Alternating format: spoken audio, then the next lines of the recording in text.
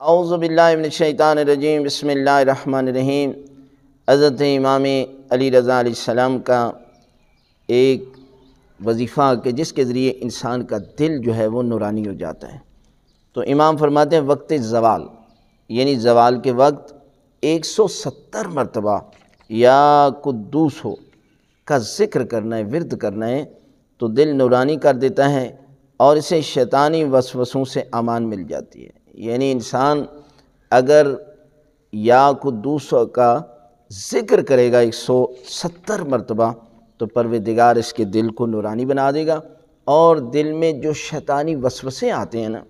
پروردگار ان شیطانی وسوسوں سے محفوظ رکھے گا۔ لہذا امام کی ایام ولادت کے ایام ہیں، لہذا امام کی اس ذکر کو جو امام نے بتایا ہے اس کو زیادہ سے زیادہ 170 مرتبہ جو ہے وہ آپ نے اس ذکر کا جو ہے وہ زیادہ سے زیادہ ذکر پڑھنا ہے، تو پروردگار آپ کے دل کو نورانی بنا دے گا اور شیطانی وسوسوں سے محفوظ رکھے گا۔